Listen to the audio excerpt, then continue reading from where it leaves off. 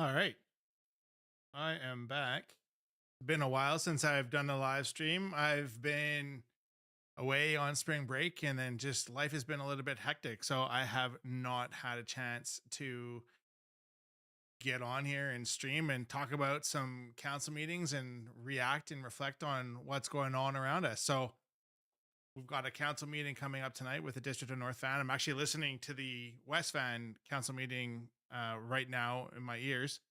It does not appear that the sound is coming through to you guys right now. So I just got to figure out why the heck that is the case. So stay tuned while I figure out some technical issues here.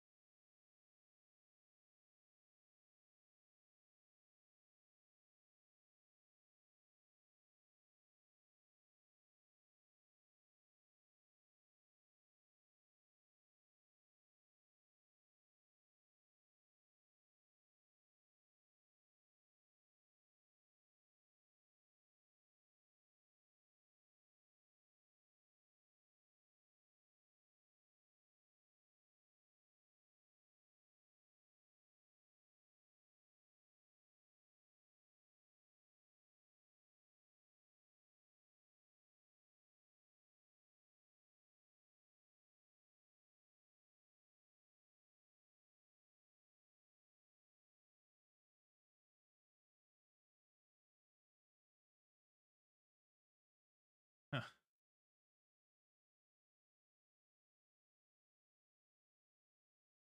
Sorry, somebody said something funny in the West Van council meeting there.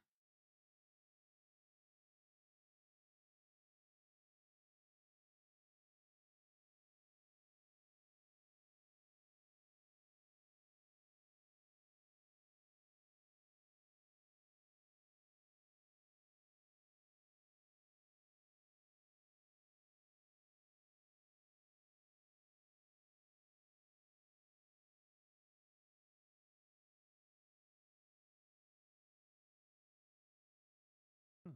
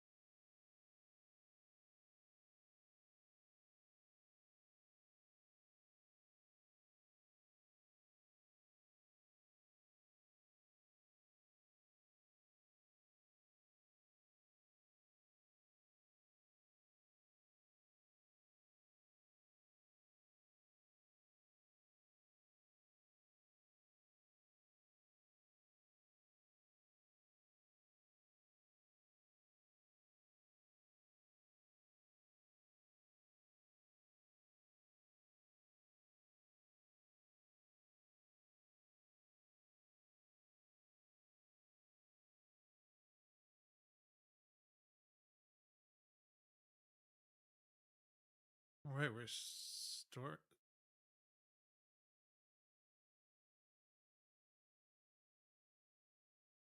Well, it's a good thing you guys can't hear right now because they're doing land acknowledgement, and I really wish that they would stop doing that. This is a really terrible way to lead our community. Brutal.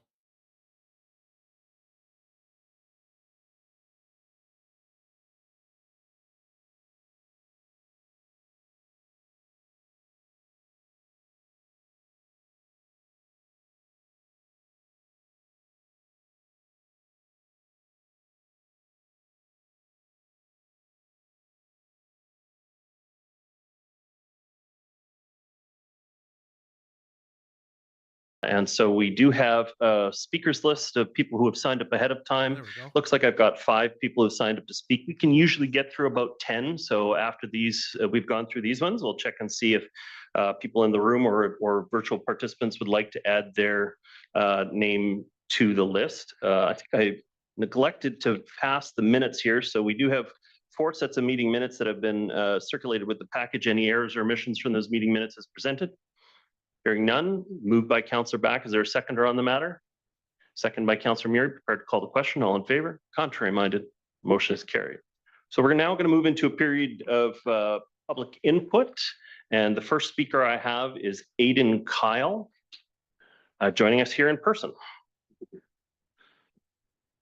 Welcome. When you're comfortable, you have 3 minutes to address the council.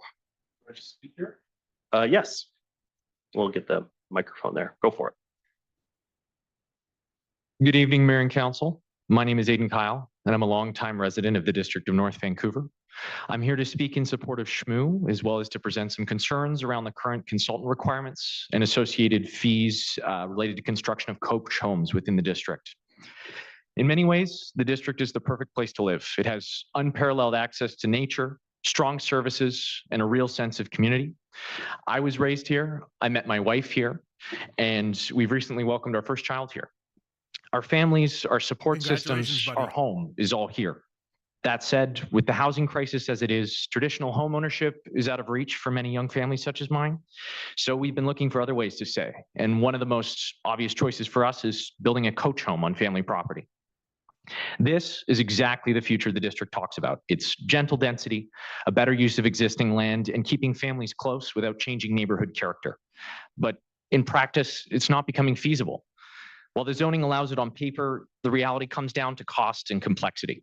In the District of North Vancouver, a small backyard home is still treated like a large development project. It requires multiple consultants, complex servicing and drainage requirements, and in some cases, responsibility for public infrastructure upgrades. These requirements can increase total project costs by around 25% through municipal fees, servicing costs, and the added site requirements they create. In addition to my words today, I'm going to submit a comparison of laneway home fee structures in neighboring municipalities. I hope council takes the time to review. This all leads me to ask, do I still have a place in the community that raised me? Because right now the outcome is this.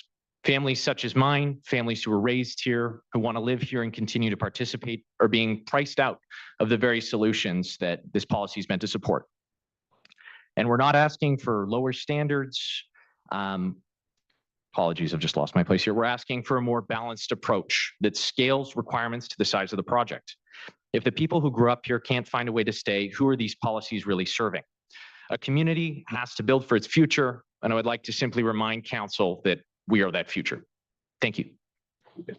Thank you very much, Aidan Kyle. Next speaker I have is Robert Armstrong, joining us here in person.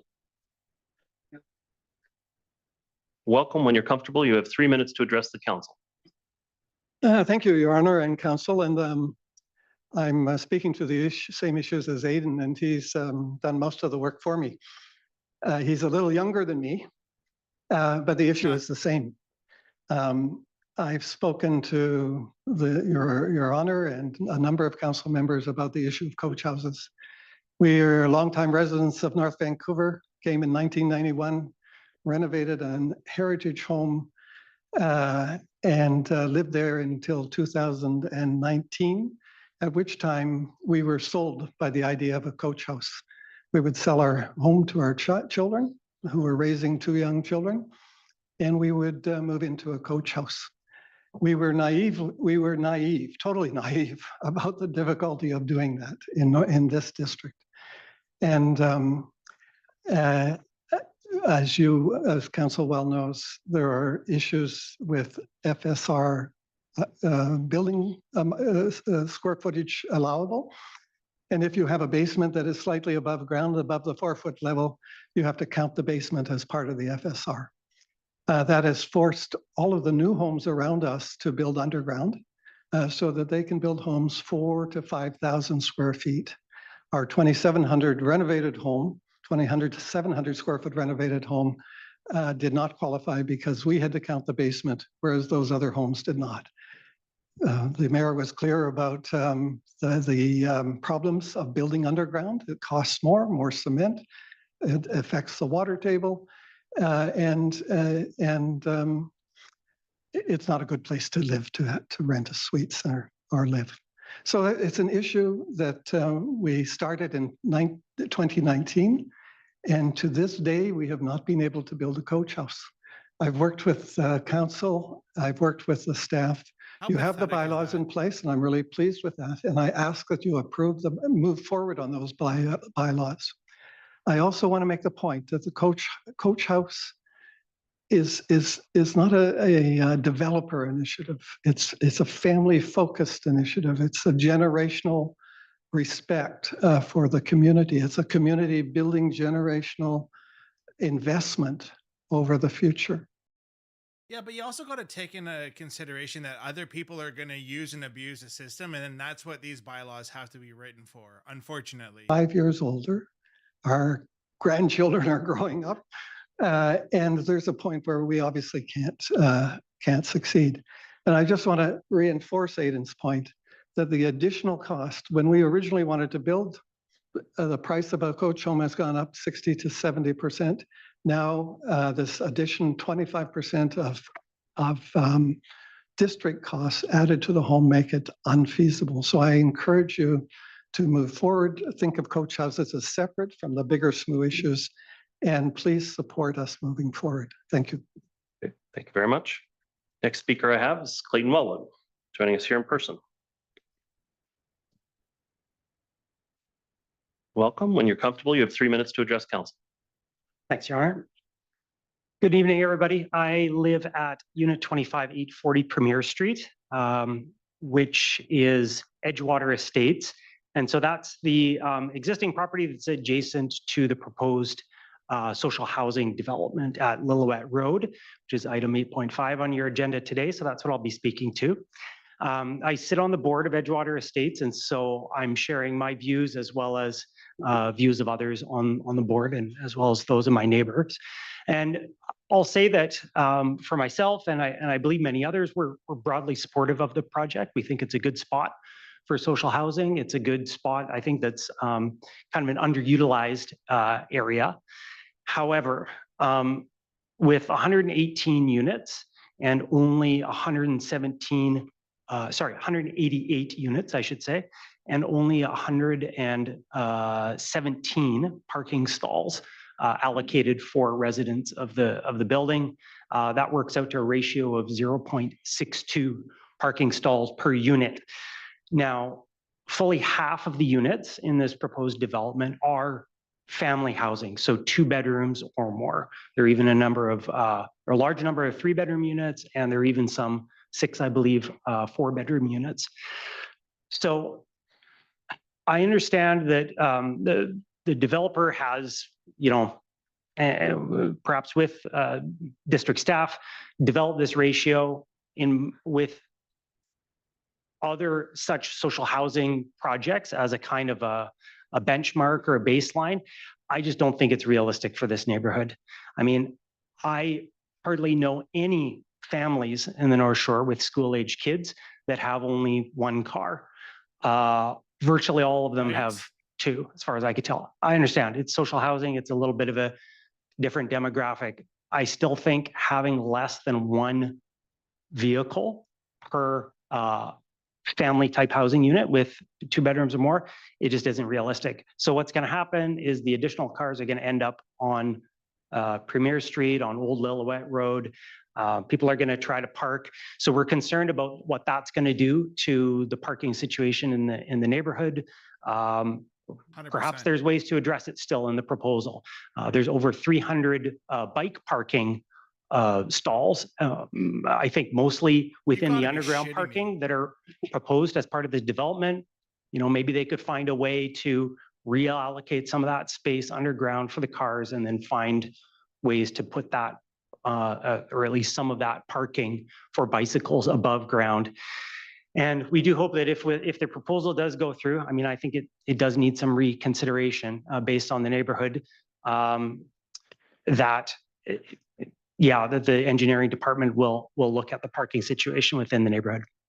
Thanks for your attention. Thank you for your comments, Clayton Wellwood.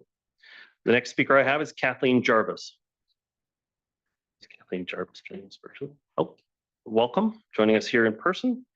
You. When you're Mayor and comfortable, Council. you have 3 minutes to address the I'll be council. right Go back. ahead. Okay, thank you. This is not what I'm accustomed to doing, so I have prepared notes. I just want to thank you for the opportunity to speak. My name is Kathleen Jarvis. I too am a resident of Edgewater Estates, adjacent to the proposed development. So I'm speaking on item 8.5 as well. I just want to be clear that I'm speaking on behalf of myself, and I am in favor of social housing on the North Shore, but I do have concerns regarding the features of this specific housing project, the way it's been presented, and the impact on our neighborhood.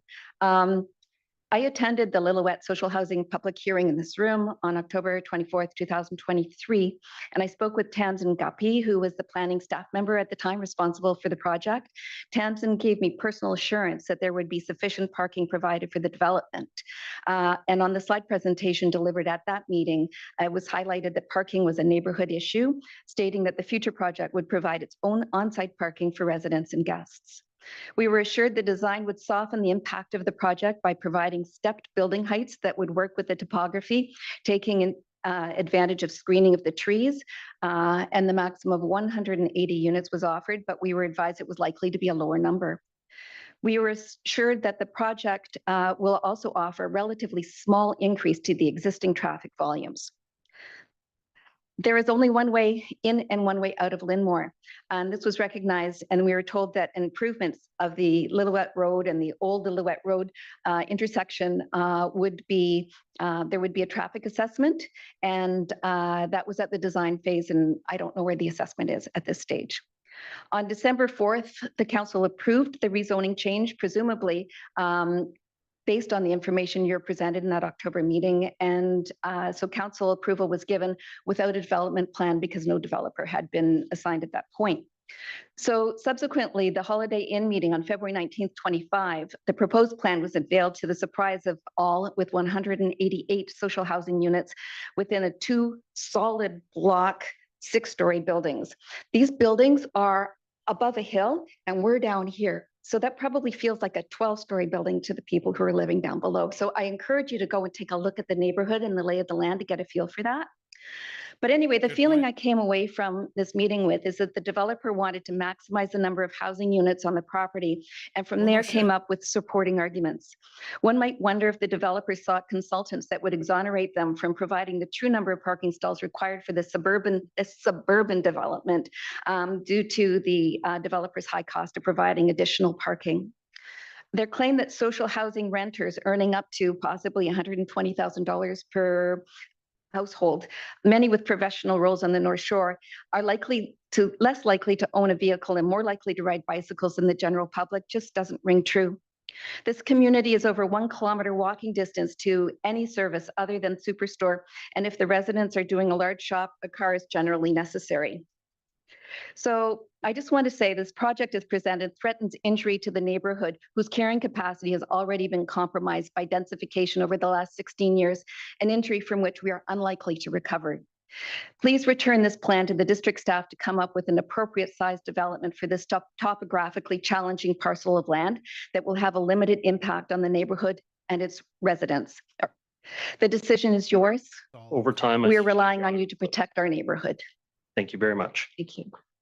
Okay, the next speaker I have is Vicky Pascoe. And I do recognize that we have 2 virtual participants that have raised their hands. Eric Jensen will be next. Vicky Pascoe, and then Richie. Good evening. Thanks for your time. I'm going to actually camp on what Aidan and Robert spoke about, which is coach houses. So my husband and I are recording in progress. We've been born and raised on the North Shore, raised our children on the North Shore.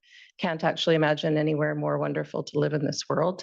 And we love our home, and we have a great piece of property that really lends itself very, very well for the building of a laneway home. It never really occurred to us that that would be something we would want to do, but this time last year, my husband was diagnosed with a devastating illness. And for us to remain in our home, we rely on the support of our son, who is here tonight with me.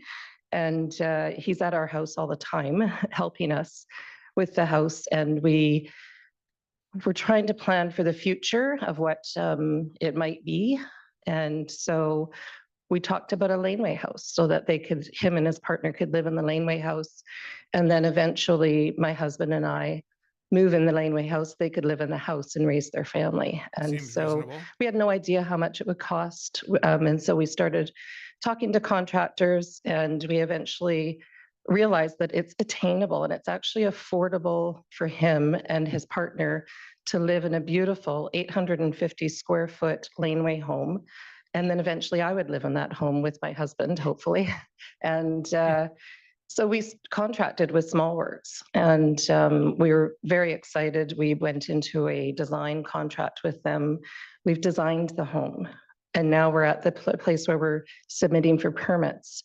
And we find now that with the extra requirements that the district has to build coach houses, the consultant fees, and then when consultants consult, they add additional costs. It's actually Yep. going to be 25% higher than what we were quoted, and we no longer can afford it. It's not attainable anymore.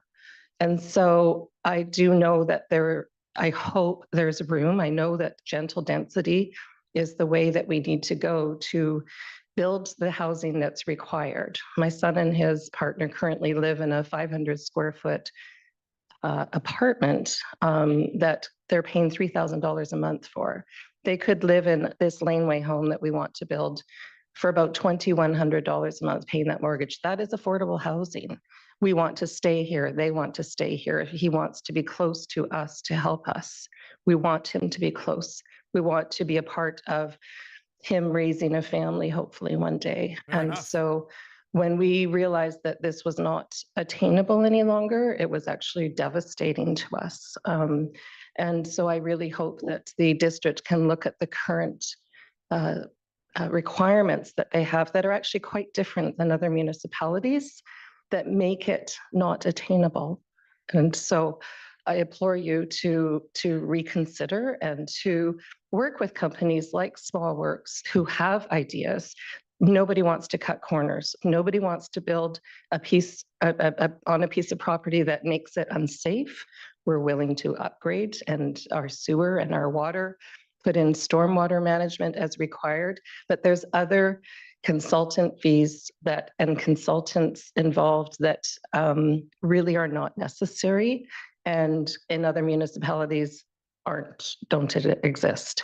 So that's my ask of you, is to be open-minded and flexible, and to listen to people that know what they're doing, that have built many, many, many of these, to see what they have to say and to partner with them.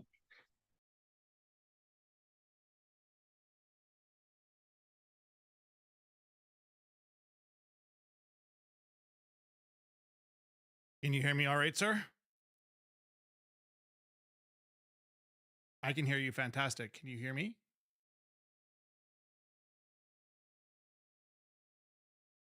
I can get that mic a little bit closer to my mouth. You got it. So that's a great, sorry, before I start, good evening, your worship and council. Great to see everybody as always. That's a great lead into what I thought I might discuss with you all tonight. And so, one of the things that has been reported with the SMUH proposals is staff have admitted that there's going to be an additional administrative burden on a per unit basis. And before we're adding this new layer of complexity, I would like council to direct staff to conduct a 15-year retrospective audit of bylaw changes to identify which regulations have added the most time to the permitting clock and the most headcount to the district's payroll. Every new technical requirement in a bylaw, whether related to energy, water, or slope hazards, adds a direct cost to the homeowner and an indirect cost to the district in enforcement.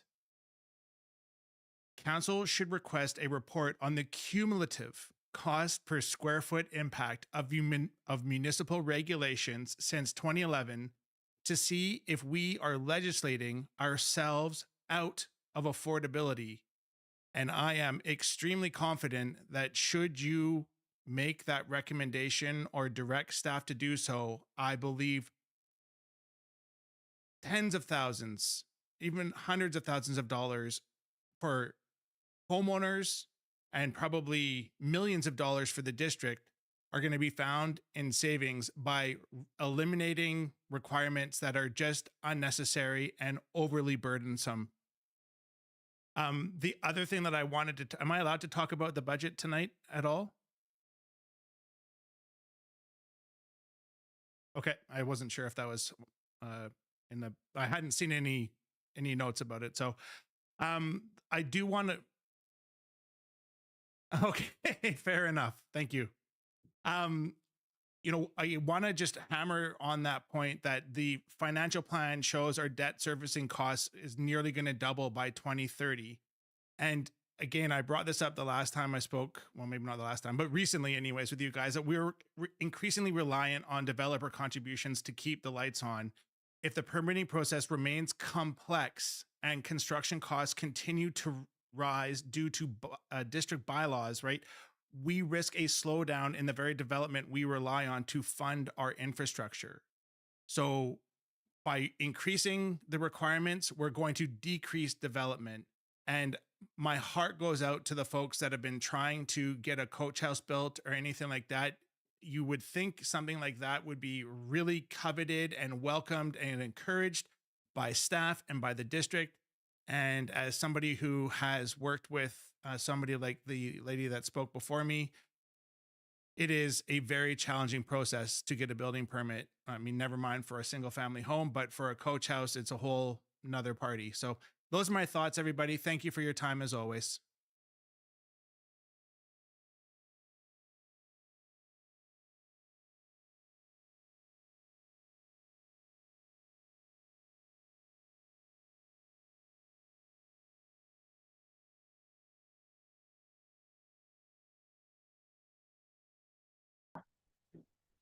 All right. Well, I got my comments in there. You get the overhead projector, please.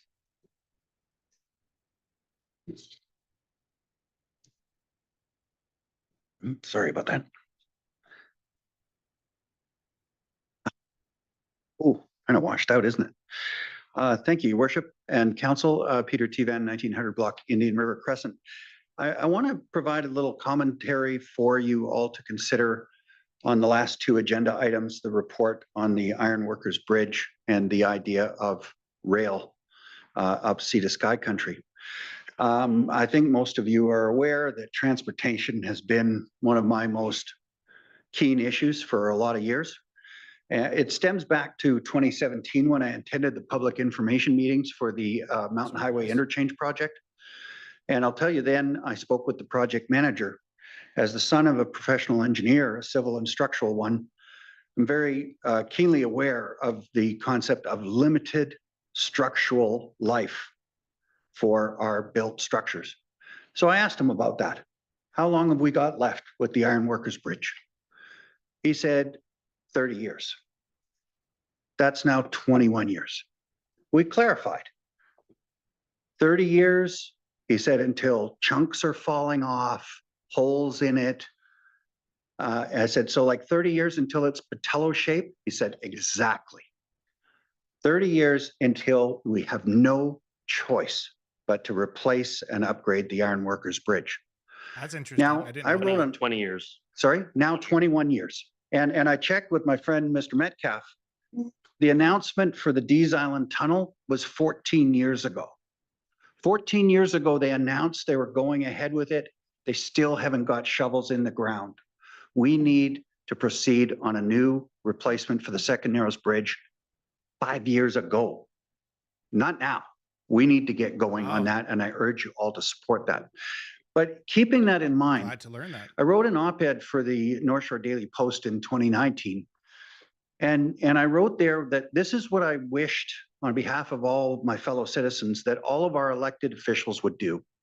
Look 100 years into the future. Yes. This was my idea of what might exist 100 years into the future. LRT up the Sunshine Coast, LRT over into Port Moody, and also passenger rail up sea to sky country. Look 100 years in the future and make sure every single decision you make along the way is a piece of the puzzle into that 100 years from now. We've seen the folly of constantly doing little mini projects and then undoing them 10 years later when they don't work and don't solve the problem. Please look further. And with that, I gave an image of what I felt would do the trick on the ironworkers. And that this was the image. So I'm submitting that to you for your consideration in the black tray. And I thank you very much for your time. Thank you for your comments. Mr. Teven, That's great. please. What a great presentation. Yes, please.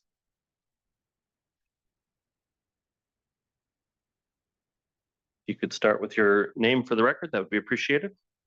Not a problem. Hi, everyone. My name is Akua Schatz.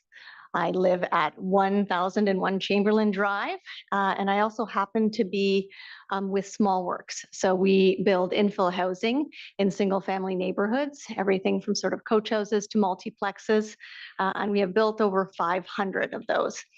So we've done that in jurisdictions across the Metro Vancouver.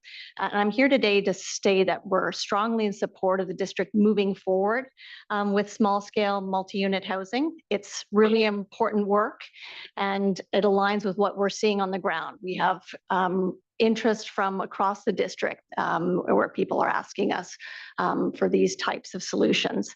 But I am here to echo concerns that have been shared by others as well, is that when we approve this, we're seeing significant challenges with implementation.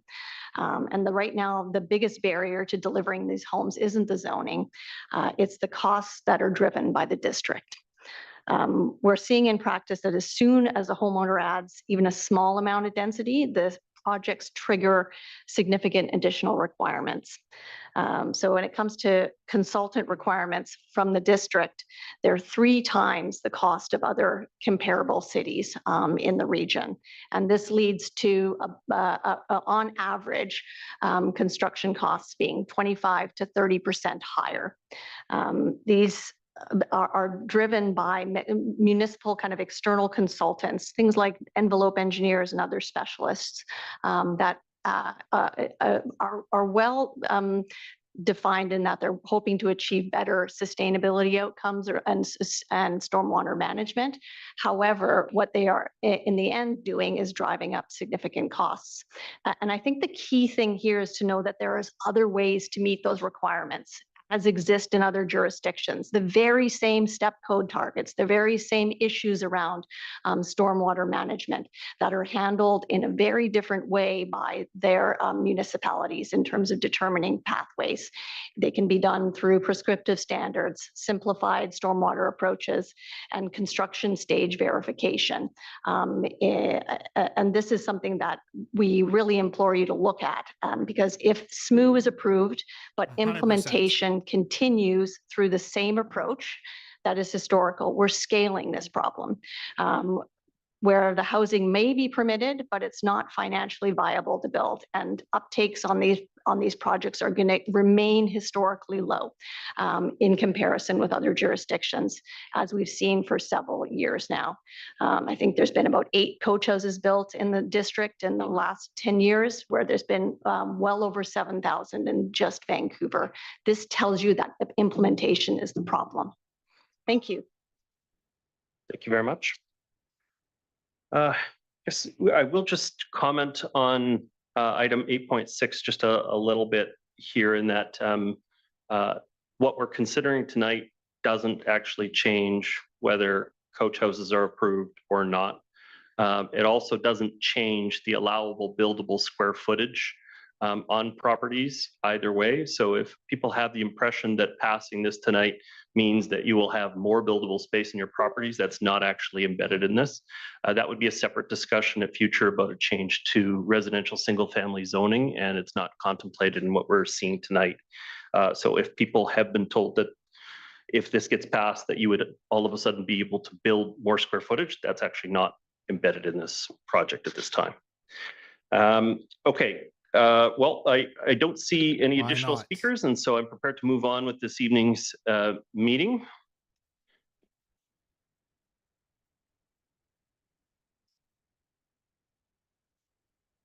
Tonight, we do have a delegation here from Hollyburn Community Services Society, and I'll get them to move into position and get ready for their presentation. What's different about a delegation rather than public input is we have an organization within the community that wants to update us on what's going on with their organization, and they're given a 5-minute opportunity to give us a briefing on what's going on with their organization, and then there's an opportunity for council to have some follow-up questions clarifying the presentation. And so it's a little bit different than a normal public input opportunity.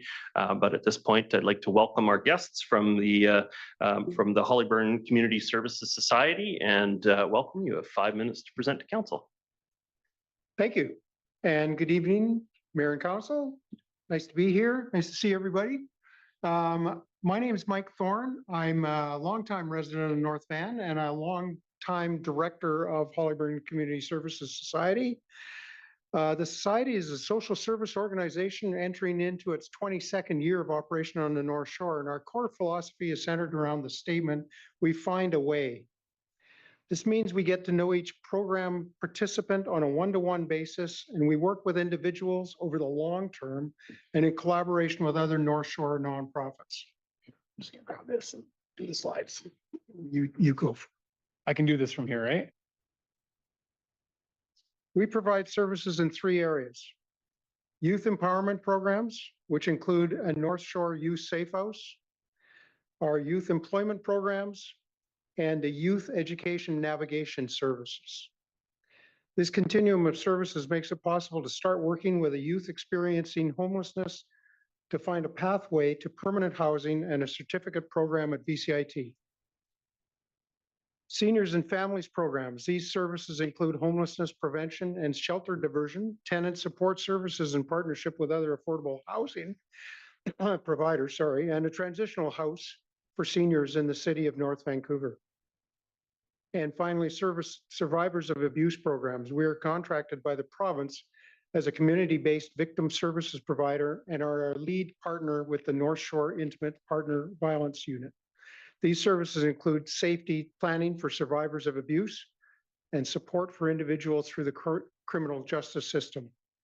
I'll now turn it over to Mark Friesen, our Executive Director, who will describe current trends and our strategic priorities going forward. Thank you, Mike, and good evening, Mayor and Council. I'm going to back up a slide and I would be remiss if I didn't highlight not all, but some of our team members are on this slide. We'll leave these slides with you to peruse at your discretion. We're not going to read through what's on there, but I wanted to just highlight the team while we're here because they're amazing and they make our work possible. This slide outlines some of the impact that is possible. Again, I'm not going to belabor the point and go through these numbers specifically, but happy to answer questions about any of the programs that Mike just described or the numbers that are on the screen right now.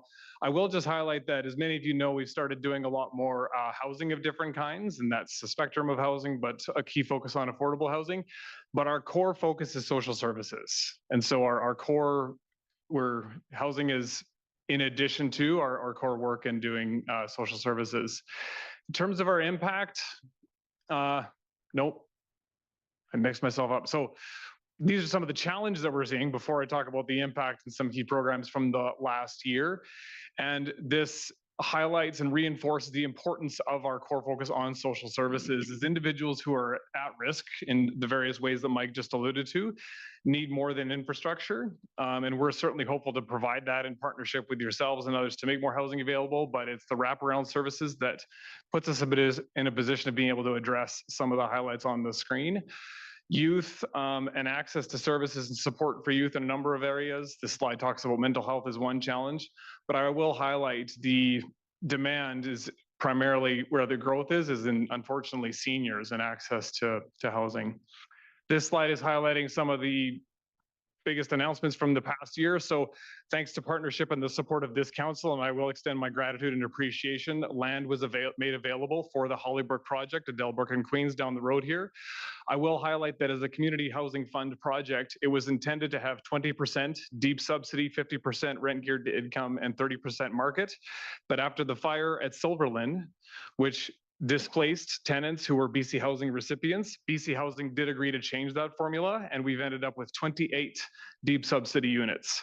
And BC Housing did agree to fund the difference. And I want to highlight that because, as we all know, the provincial budget did not have extra money flowing around this year. So that was a big success. And so thank you for the district staff for supporting, Mayor and Council for making that project and the land available possible. We opened Morningstar Transitional Home for Seniors last year, and then coming up in the coming year is going to be our Hidden Housing Solutions Program, which is going to be a pilot approach to pair up individuals who are overhoused, who have more house than they would like at this stage in life, with individuals who are in need of housing. This speaks to our core purpose, finding a way forward. Mike talked about that. I just want to highlight in terms of our request to yourselves, it's to keep doing what you're doing, which is the stuff on the screen. So support from the district makes possible the North Shore Youth Safe House. I already talked about Hollybrook Land. The transitional important work housing that's getting done units here, that we, Very important. sites that we have are also on district land. And then the other two on there are self-explanatory. I'll just highlight right now in terms of some of the comments we heard earlier of folks suggesting that access to affordable housing will not take the form only of single-family housing. We are currently accepting applications for the below-market units at Baden Park, which again was a project supported by this council, and I want to extend my gratitude and appreciation for that. 33 below-market units. I checked today with our housing coordinator. We've received 258 applications, and just a small sample, that includes families who work on the North Shore, and if they get in, if they're accepted for eligibility, they will no longer be commuting across the Second Narrows Bridge. They will get to live where they work. So more of that, please, and thank you for making projects like that possible. I'm over time, I'll leave it at that. Much. Council, someone move receipt? Moved by Councillor Murray, second by Councillor Ma. Councillor Murray, do you have comments or questions? Thank you for all of your work and thanks for the presentation. I guess one question I might have is in regards to the youth safe house. We know that the ability to access counseling services and treatment is more challenging than ever as the population rises. And with the increase in youth mental health, how is that driving some of the challenges that you're facing? And do we need more youth safe houses for young people that are finding it challenging to manage life and home? No, I appreciate the question. This is a team will balk a little bit at me for revealing our cards, but it's premature to say this because this is early stages of exploration for us.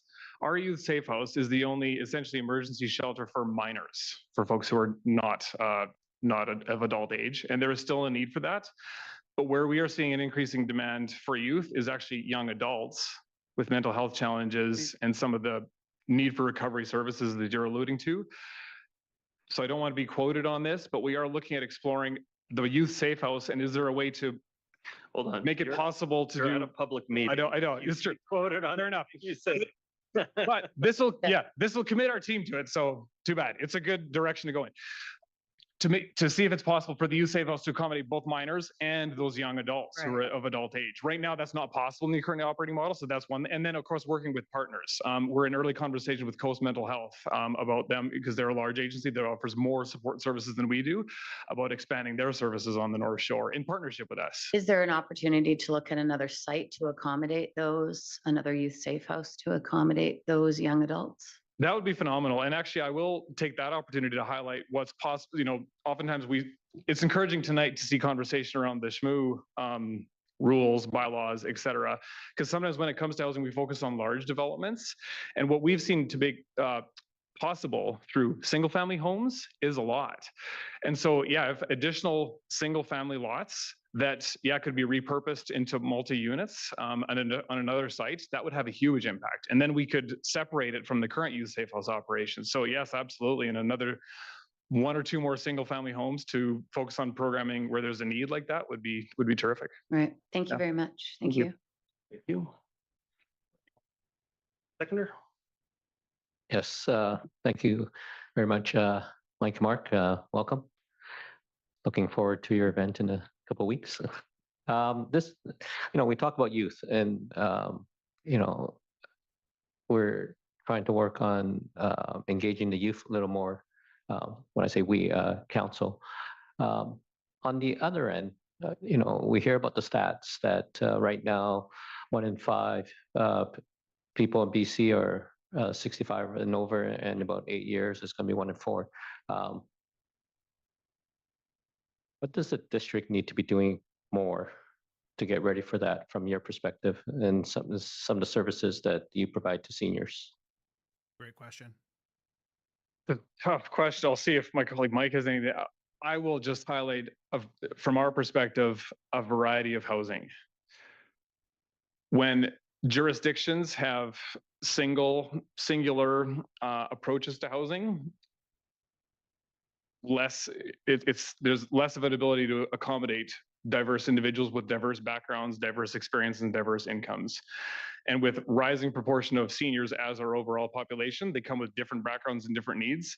Actually, at a recent board meeting we had, one of our board members asked our senior program manager, what are the trends that she's seeing with seniors? And she couldn't pick one because the reasons that seniors are at risk, specifically around housing, are just varied. And rather than one trend coming up above them all, it's increasing number of different reasons that folks are in housing precarity. And the solution to that, where we've been able to make a difference, is access to things like transitional homes, townhomes, apartment buildings. One of our longstanding programs in the city of North Vancouver since 2012 is 6 apartment units that are for permanent housing for folks, right? And we've had seniors in there since the beginning.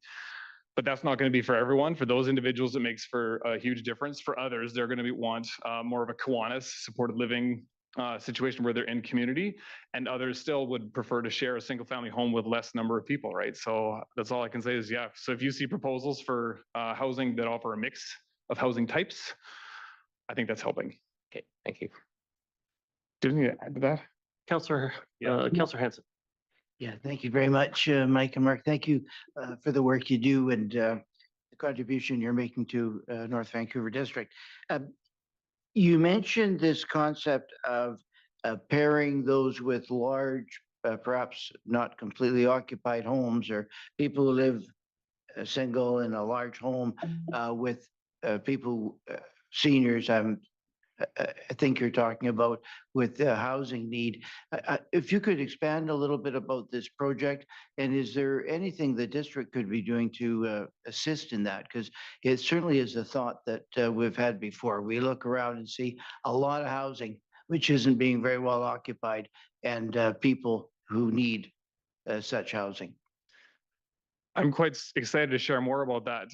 So the Hidden Housing Solutions Program, many of you actually might have participated in an exploration around some workshops that were held before my time at Hollywood with my colleague, led by my colleague Joy Hayden, and collaborators at SFU, where they arrived at that concept. And so that was a community consultation process that was quite involved. Many of you were participants in that, will probably remember participating in that.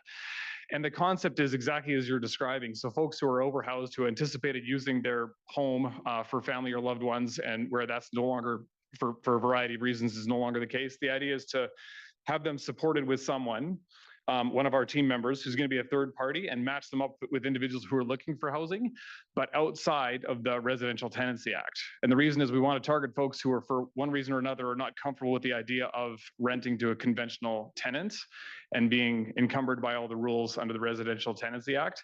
So our staff would provide both parties, the person who's going to move into the house and essentially the landlord, with third-party support to do a trial period, after which both parties can walk away if it's not working, because it's essentially putting folks into a roommate situation.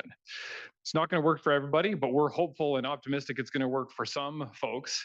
And we're just working right now with legal counsel to develop the agreements that need to be signed by all parties, including us, to manage it in a third-party capacity. So in terms of what the district can do, once we've got the program particulars and we're ready to take applications, promoting it would be great in all ways, shapes, and forms. So virtually, we'll have some in-person events to tell your friends. Yeah. Thank you. Councillor Back. Thank you. Thanks, Mike and Mark, for both being here tonight. Good to see you both. Hollyburn is a go-to name on the North Shore, and we just appreciate the work that you do. One of the points on your slides I noticed was when you were saying uncovering what's beneath the surface is a need for a managed RV site for those who are living in their vehicles. I'm wondering how much you put into exploring that idea, as folks living in RVs is something that we're seeing across the district and in a number of areas. So just wondering if you've how much thought you've given, and if you've seen a model that could work. I'm going to start by saying we've given it some thought, but not a lot, primarily because our initial explorations revealed how challenging putting together an operation like that would be.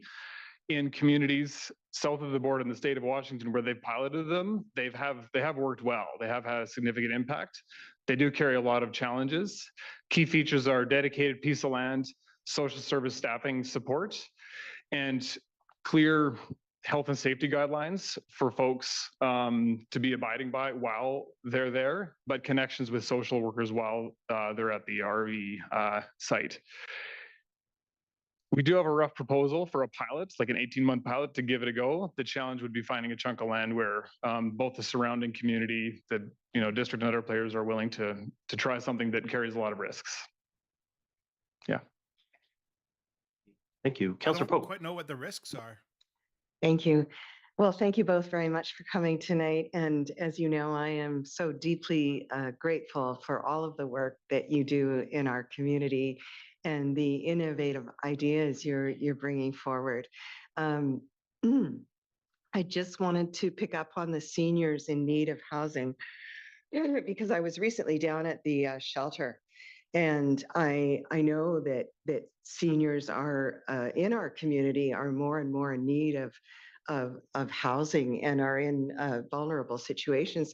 But I actually did not know that 66% of their clientele in the shelter now at this shelter are seniors, and they're seniors from this community. And that was quite shocking to me. Because it's a situation that we had heard that was getting worse, and it's starting to happen. And we're well into it happening, as I'm sure you're very much aware. And the other thing that came to light in speaking to the managers down there was that they really need, like, the landscape is really shifting for people who are in need of housing. And I wondered if you were noticing this as well, that there's like a whole sector of people needing higher barrier types of housing. Like there's a whole bunch of seniors in there who, are not drug addicts and have not been living on the street prior to now. They've been living in rentals where they've been kicked out or any number of reasons. So they have very hugely different needs than people who are, the other type, entrenched street life, drug addicts. And so I think we need to be thinking in terms of creating different types of housing for all of those different types of seniors as well within that sector, which I'm sure is also very challenging, but goes to what you were saying about the diversity of housing needed. Well, and I will say that, so we recently rented up I think it's 25 units, not here, but at the Burquitlam station, below market units that Anthem, the developer, had been required by the municipality to provide. Off the top of my head, at least half of those went to seniors. And then of those, half were from the North Shore who couldn't find access to housing. I anticipate it will be likewise with Baden Park, that of the 33 units, a chunk of those will be seniors who our team has been supporting for some time to move around different, including the shelter, that our seniors team is watching closely to say, okay, let's get them into Baden Park, because those rents they're not deep subsidy, but they're far more affordable than market. Well, thank you for all of the good work. Thank you. I'd be kind of curious about the trend on that. I mean, I used to do a lot of work with the Union Gospel Mission downtown. I got to say 30 years ago, that was a long time ago, overwhelmingly it was seniors that they were looking after at that time. Ebb and flow cycle, is it heading in one particular direction, but is it just that there are other ways that are accommodating younger people in the system, or has something changed?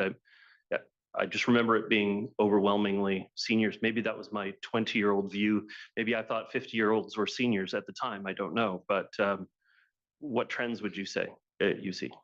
Well, along those lines, and this goes back to my comments about our youth safe house, still a demand for minors, but not the same numbers that we saw. If I look at our historical records, it's actually not the same as it was 10 years ago. So there's still a need, it's not the same. Now, I will make a comment, but I will reinforce, I do not have the data or research to back this up.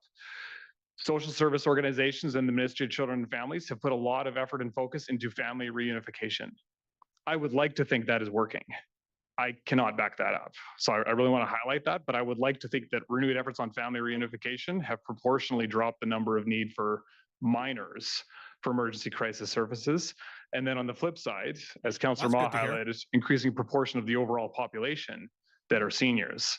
So those two, the one possibility that I can't back up with research, but I would like to assume is a reasonable assumption, combined with a rising proportion of our seniors, it would make sense that that's where we're seeing the most need. And the other part of the seniors that will not be a surprise to anybody here is individuals who are on a fixed income. That's the biggest challenge. And so in a market where costs of living are dynamic and going dynamic one way up, when you're on a fixed income, it reinforces the importance of housing that's diverse and kept below market through non-market rules, bylaws, partners, funding. Yeah. Great. Well, thank you very much for your presentation, Council. Receipt has been moved and seconded. Prepared to call the question on the matter. All in favor? Contrary minded? Motion is carried. On behalf of Council, thank you very much for your presentation here today. Thank you. Thank you. Thank you. Thanks.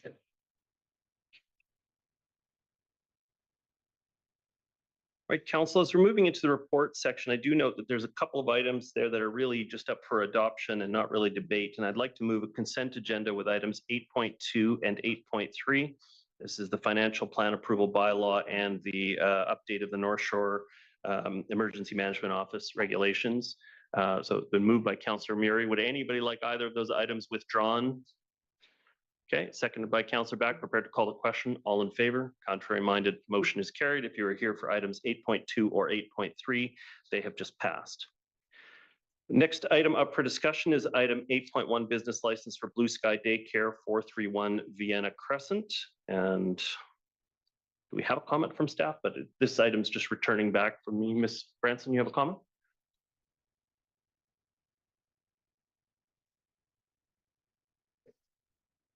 Is the mic working there? Yes, okay. So good evening, Mayor and Council. Before you tonight is an application to amend the business license for Blue Sky Daycare at 431 Vienna Crescent to increase their capacity from 8 children to 14 children. A public hearing was held on March 16th to receive public input. 4 members of the public spoke, 3 in support, and 3 written submissions were also received in support. The key themes of support included high quality, safe, and structured care, the importance of reliable childcare for working families, ongoing challenges in securing childcare and growing demand for spaces, and the benefits of inclusive support for children with diverse needs. Council raised 2 questions. First, regarding the fire code requirements, and staff was able to confirm that a single exit is sufficient and is provided via the main entrance of the east side of the house. And then secondly, regarding the childcare spaces adjacent to this area, information was provided with the staff report in attachment 3. But in summary, the north Lonsdale and Delbrook, as well as the upper Capilano areas are both meeting or nearing their targets, and Lynn Valley continues to have the greatest unmet need. And there are some gaps, so some neighborhoods within those areas that still remain in need, those including Braemar, Grosswoods, Boundary, Lynn Canyon, Upper West Lynn, and West Lynn Terrace. So this childcare operator would have an opportunity to help serve some of those communities. So staff recommend approval of the business license amendment and are available for questions. Thank you very much. I'll be supporting issuance of the license. Councillor Pope, is that from before or is that for this item?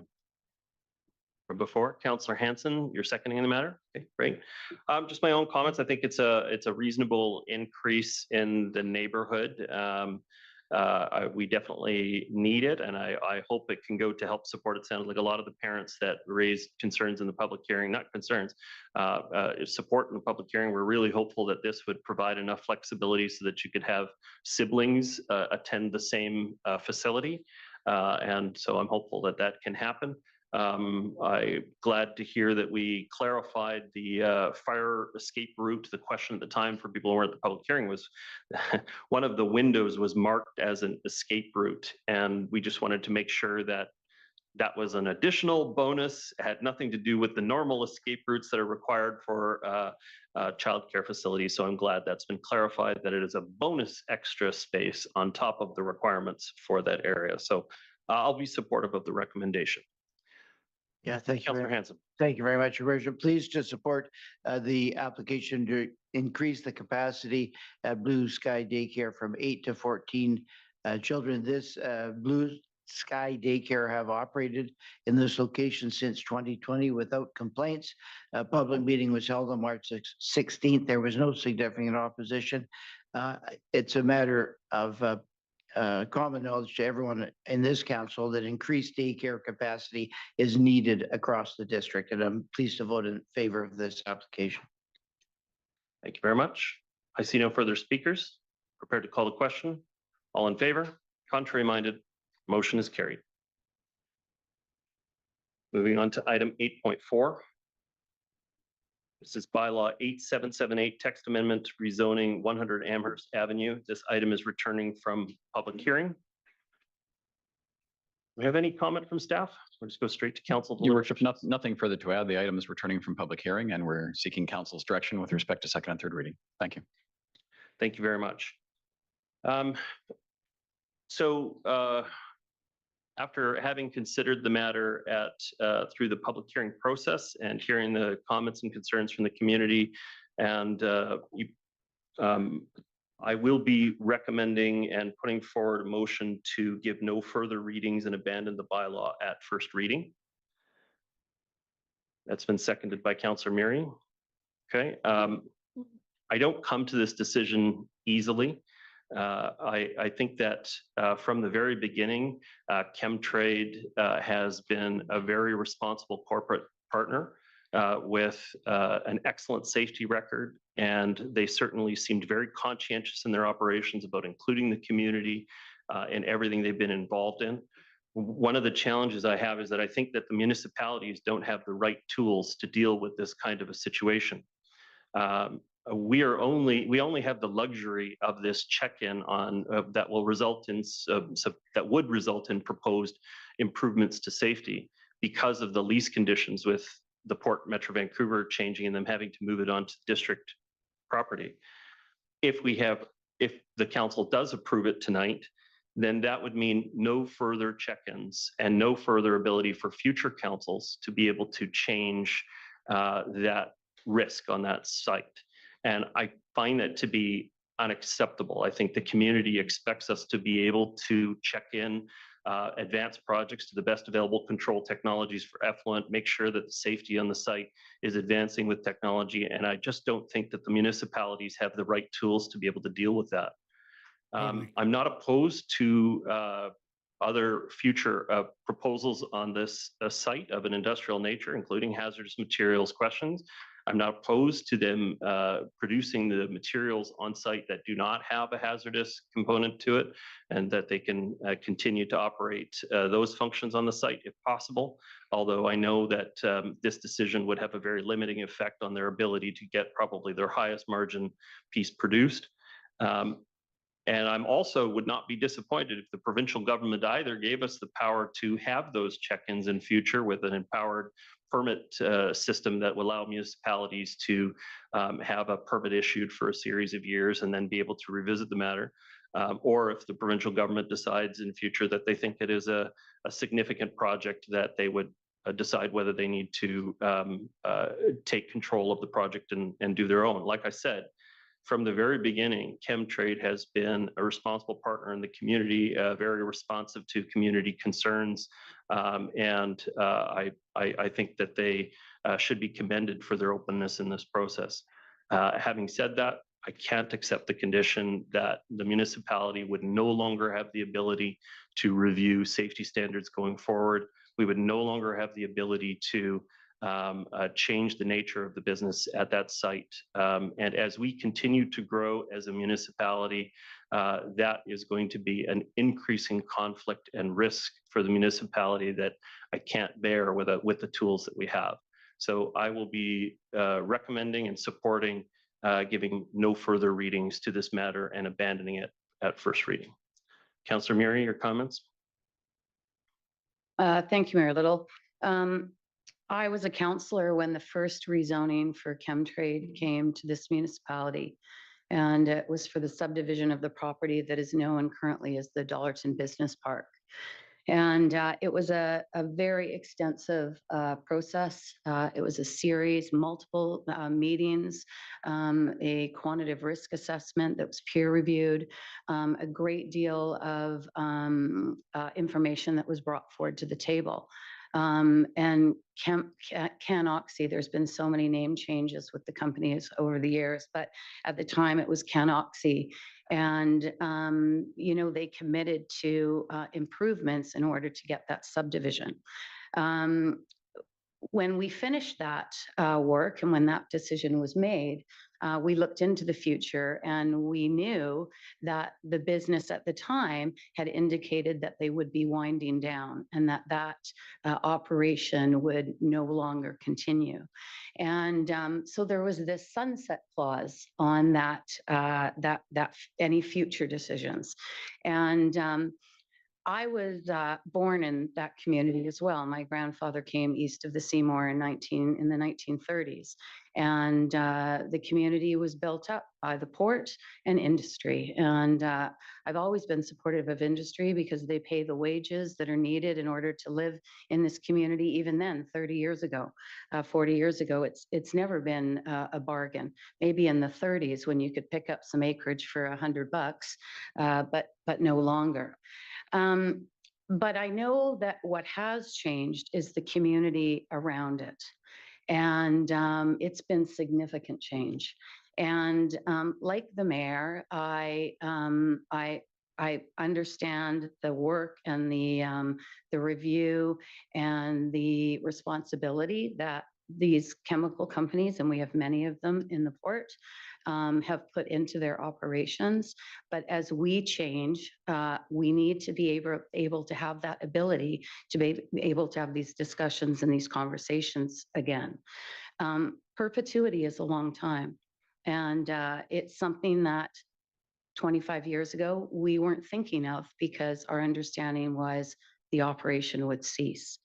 And so, you know, I think until we recognize the changes that are currently in place, but the future changes of this community, we are going to be needing extra ability to address what may need to be applied to operations that are maybe contrary to a growing and evolving neighborhood. And that is intensifying density in an area that was, when these plants were built, was never considered. So we have to be cautious. We have to approach this very carefully. And I too, like Mayor Little, am open to the opportunities and the tools that the province may indeed give us, rather than the ones that they're not giving us now to address other issues on this agenda tonight. Thank you, Mayor Little. Thank you, Councillor. Councillor Pope. Thank you very much. This decision to grant second and third reading or abandon the bylaws, bylaw 3778 is not just procedural, it is consequential. It is about risk, responsibility, and the kind of community we choose to be for ourselves, our children, and grandchildren in the future.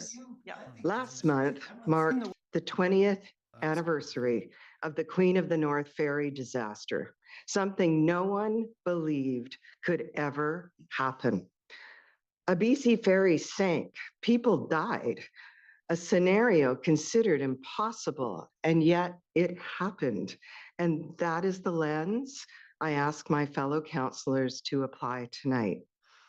Chemtrade has operated at this site for over 60 years without a major incident. Risk assessments say it meets current standards, but this bylaw is not about the past. It is about the future, because the world has changed. We are now in an era where critical infrastructure, including chemical facilities, water systems, and energy plants, are drone targets in modern conflict, including the Iran war. We are also in a region vulnerable to earthquakes and other unpredictable events. So the question before How the council hell do I mute is this one? simple. Do we God continue damn to it. permit a chlorine plant in close proximity to residential neighborhoods, or do we choose a different path? Understood, and I will By not granting entertain further any more readings to this clapping bylaw, or any more we are jeering from making the a audience. statement about acceptable risk. And I would argue How many this more level of people are risk on the- is We have no 2 more longer names on the speakers acceptable. list, and one of the people who This spoke facility previously on is Zoom has requested a uniquely second, located, opportunity. one The of next the name on only speakers chlorine list plants in gallery is Canada Luis situated so Pena, close followed to a by dense Masu population. Naderi. And that is If the end of the name absolute we've got in front of worst were to occur, whether through accident, natural disaster, or deliberate act, the consequences would be catastrophic. I recognize the complexity of this decision. I recognize the importance of chlorine in water treatment, the role this facility plays in regional supply, and the real impact on jobs and workers. Figure this out. But this I'm is not getting a mad. choice between safety and necessity. It is a choice about location. And I'm not saying chlorine production should end. I'm saying it should not be here in the District of North Van, close to homes, schools, and thousands of people, not in my backyard.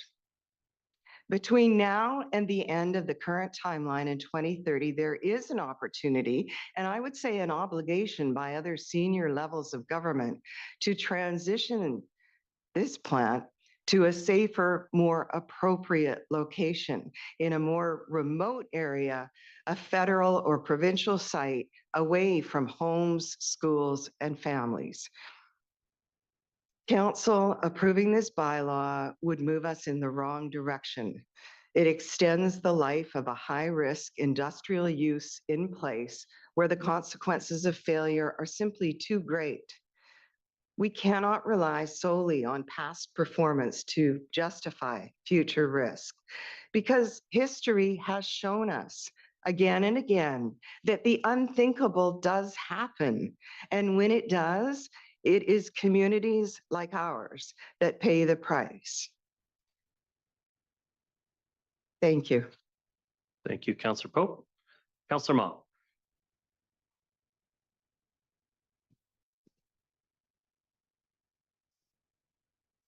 Okay.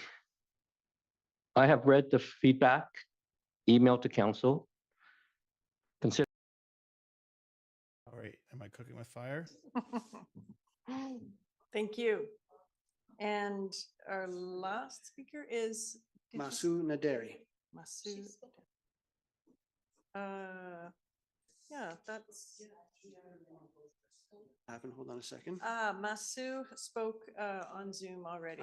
And she had her name on both lists. That's my error. Thank you very much. So all the people that have signed up have spoken once. And did you say that there's someone still on Zoom?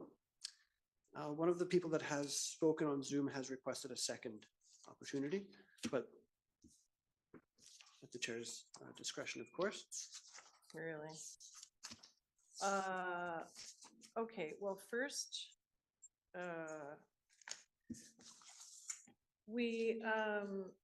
first there's a few questions that are still remaining for the applicant, right? There was a question about the property, MOTT property, and also it was answered. Oh, was it answered? I think, and Councillor Cassidy, did you have another question for the applicant? Sorry, one of the issues here is that I detect that the majority of residents in this neighborhood, and perhaps those from other neighborhoods in West Vancouver, are concerned about the density.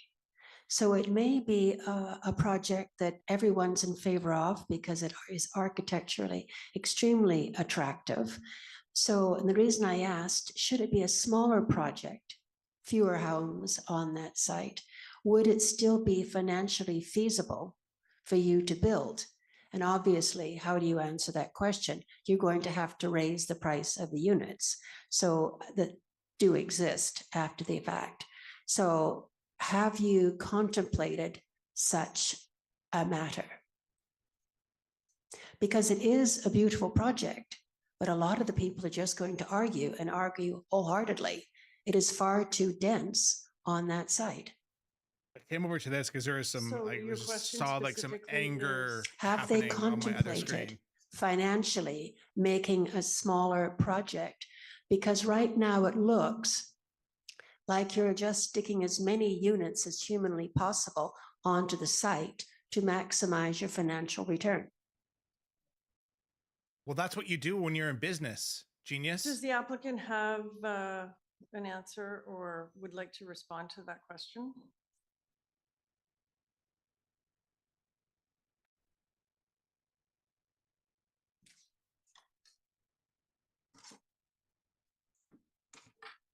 To Acting Mayor, to Councilor Cassidy. That's not an easy question to answer.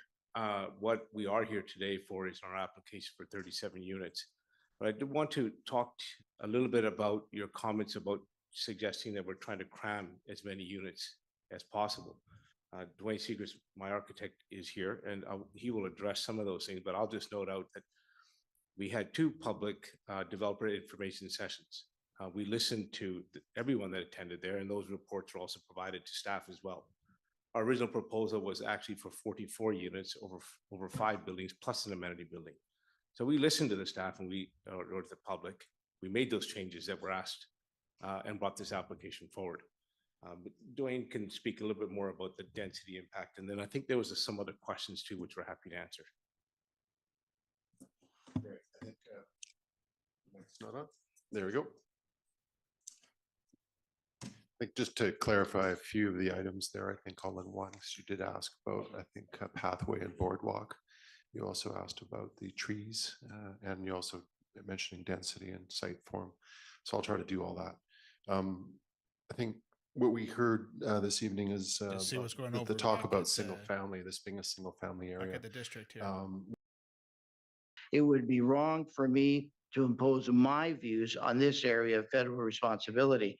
We also heard a lot of comment about bleach can be more a safer substitute for liquid chlorine. Again, in my view, this lies far beyond my responsibilities as a district councillor.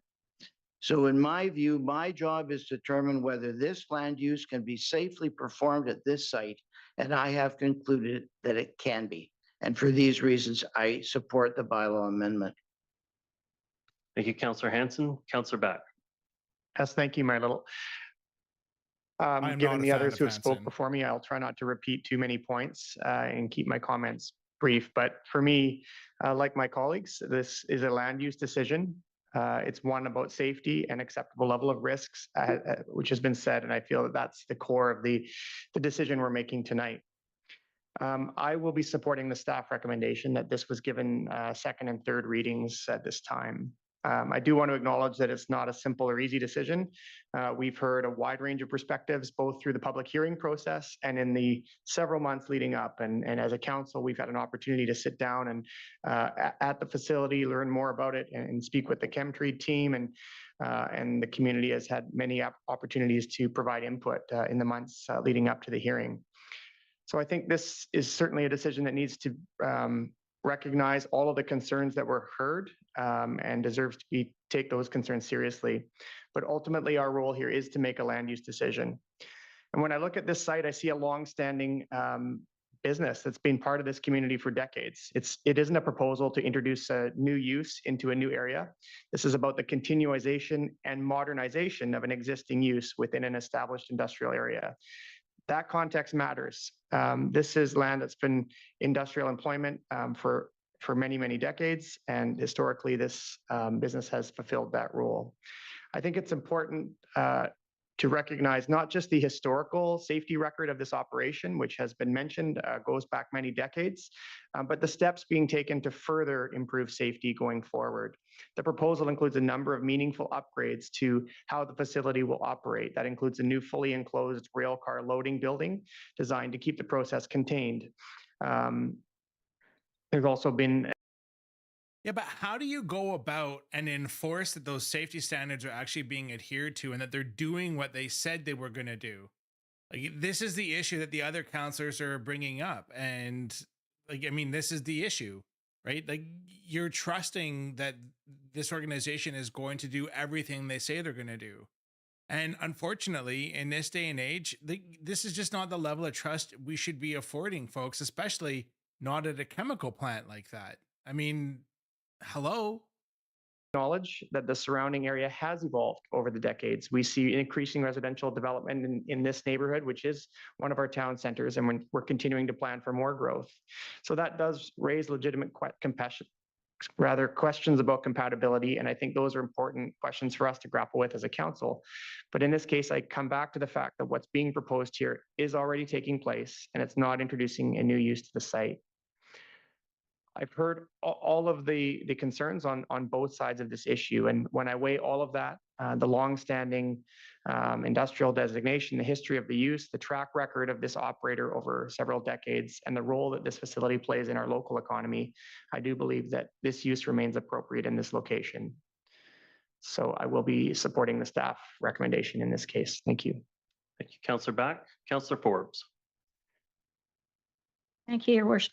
Thank you, Your Worship. I have really struggled with this decision. I've gone back and forth on it.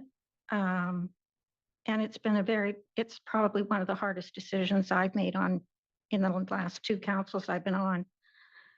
Our responsibility tonight is to determine whether this land use change is compatible with our community's safety, our long-term planning vision, and our risk tolerance as elected officials. After reviewing the evidence and listening to the public, I believe denial is the prudent and responsible decision. This is not a reflection on the company itself. The company has had no accidents, has done remarkable upgrades in the meantime before coming to this wanting these newer upgrades.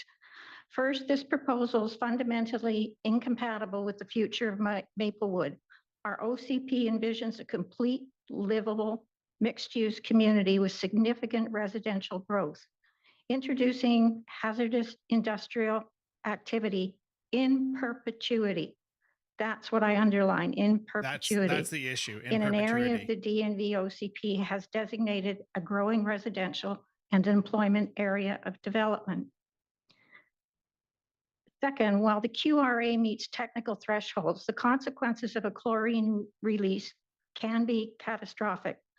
Low probability chlorine releases can cause deaths, long-term health impacts, and large-scale evacuations.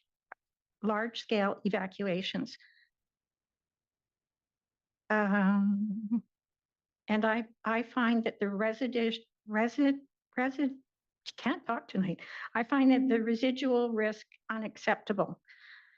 There is cumulative societal risk. Even if individual risk is low, societal risk, i.e. that many people exposed at one time, can be high when dense housing is nearby. I also want to note that with the in perpetuity, the irreversibility of the decision that we make tonight weighs heavily. Future councils will inherit the risk with no sunset and no term on a lease and no ability to monitor upgrades in the future.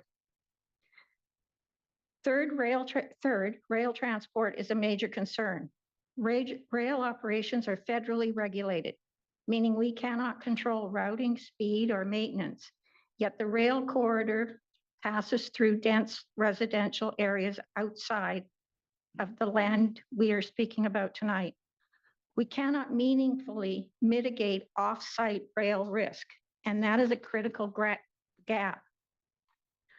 Fourth, if safer solutions, i.e. sodium hypochlorite, UV, are available, our land use decision should reflect that as the safer, responsible thing for our community to do. As stewards of public safety, we must consider not only likelihood of consequences. For these reasons, land use incompatibility, unacceptable residual risk, rail vulnerabilities, safer alternatives, emergency response limitations, land use in perpetuity, and reversible decision. I support denial of bylaw 8778. Okay, thank you very much, Councillor. Council, I see no further speakers on the matter. I'm prepared to call the question, and the motion on the floor is to deny the change. Prepared to call the question. All in favor? Contrary minded? Motion is carried with Councillors Ma, Back, and Hanson opposed. Thank you very much, Council. I'm surprised that Ma would be in support of Okay, that. the next That's item up for terrible. discussion is item 8.5. This is development permit 4.25 Lillooet social housing.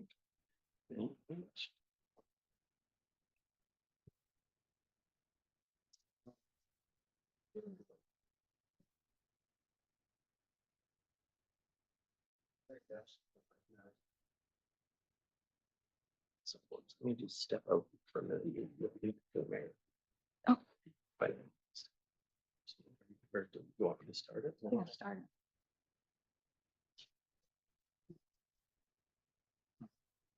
Right. Next question is development permit 4.25 Lillooet social housing. That was weird. We have comments from staff. Your worship, we do have a staff presentation and materials to share with council tonight with respect to the development permit.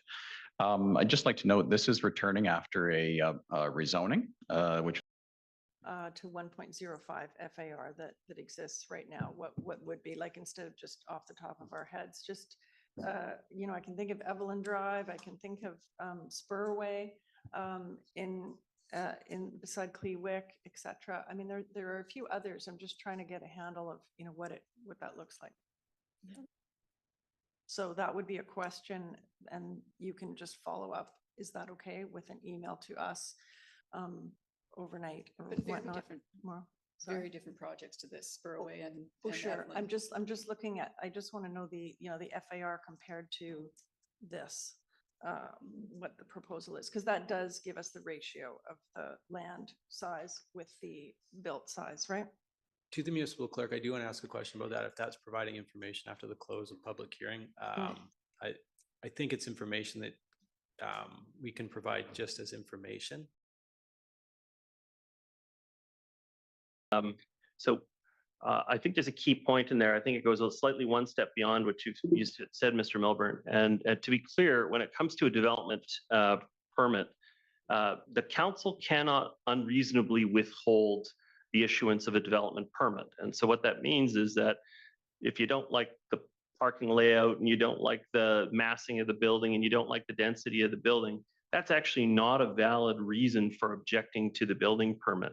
And so if council can vote against it, but you need to provide reasons that are outside of that, outside of the zoning and massing for the site. I say that just simply, and you could vote for it as well.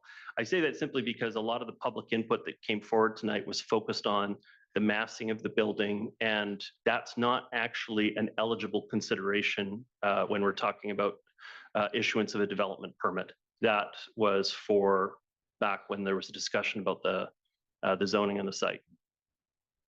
Mr. Zhang, welcome. And I do have to step out for just a moment. And so I've asked Councillor Forbes as acting mayor to come over and take over chairing. I should be back within about 5 or 10 minutes. And but please carry on.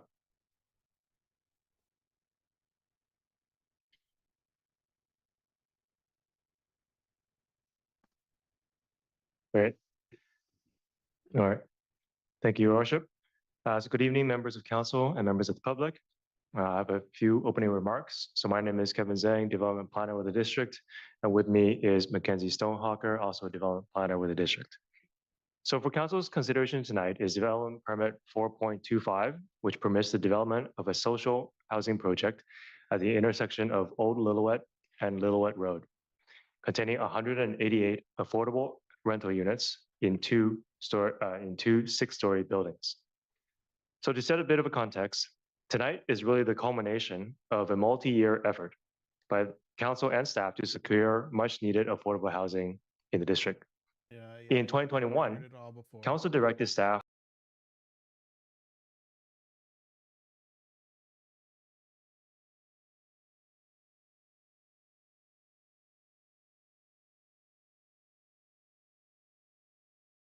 But to be clear, street level and overwhelms the surrounding area.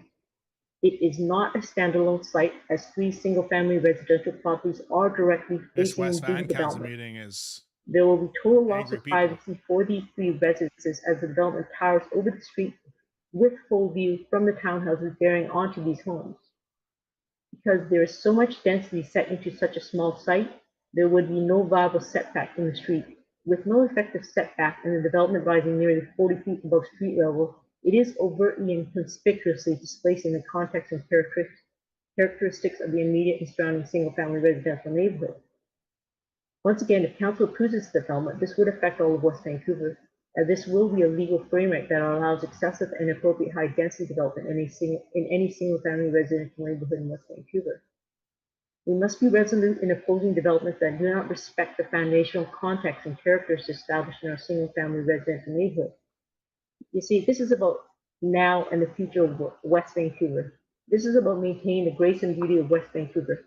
No other city, district, or municipality in the Greater Vancouver Lower Mainland compared to the natural beauty of West Vancouver.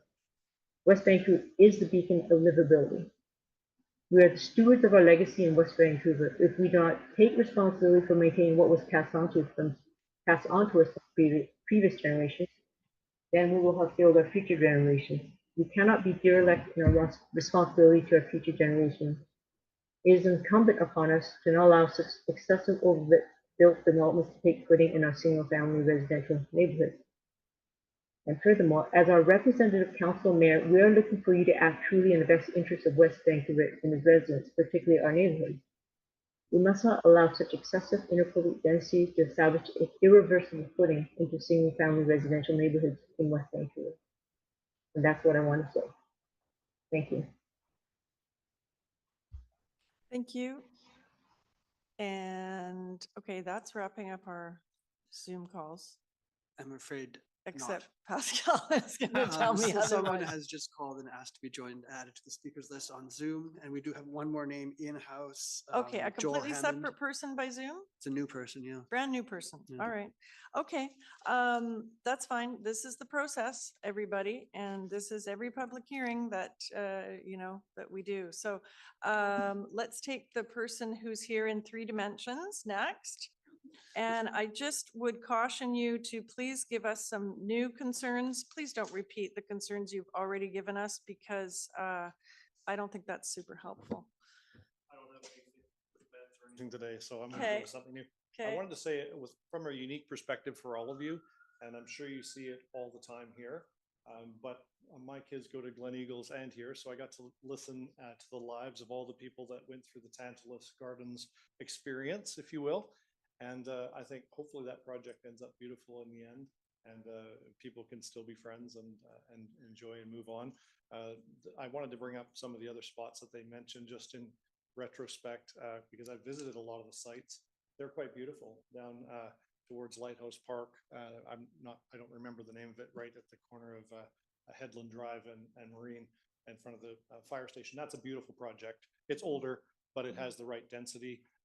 And I've talked to one of your councillors here as well about a current project that's going on the railway tracks that's on a large plot of land. I used to know the people with the property, and I've toured that property. It's a beautiful production that's going on there as well. It's well laid out, and I think most people can agree on it, along with all the things that probably end up going on the way up to Cypress Mountain. I think most people will be like, this is great. They may not like the amount of usage for the park, but it'll be a nice opportunity for lots of people to come to West Vancouver that wish to.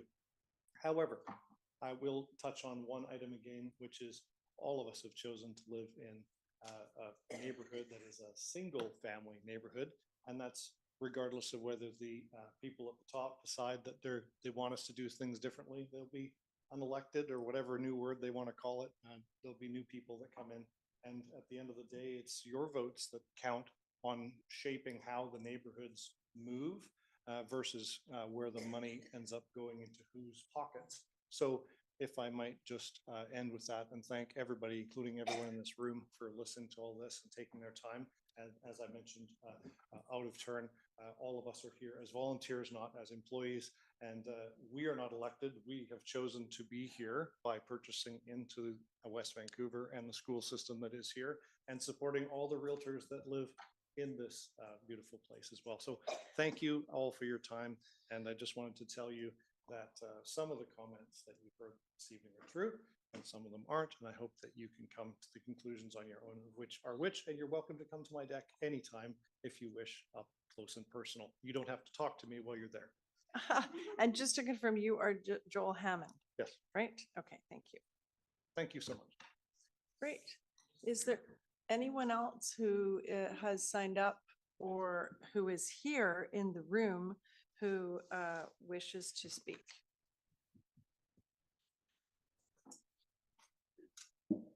No? Okay, Just we're on going Zoom. to Zoom. Yep, I will promote Jatinder Sidhu. there is. Oh, I'm sorry. I thought you were, I thought That's you the were leaving. applicant. Okay, just 1 second. You can warm the seat, and we'll go to the phones. Mr. Sidhu, you should be able to turn on your microphone at this point and your webcam if you wish. You've got 5 minutes to address council.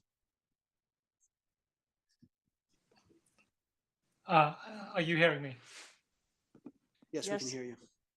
Okay, thank you very much.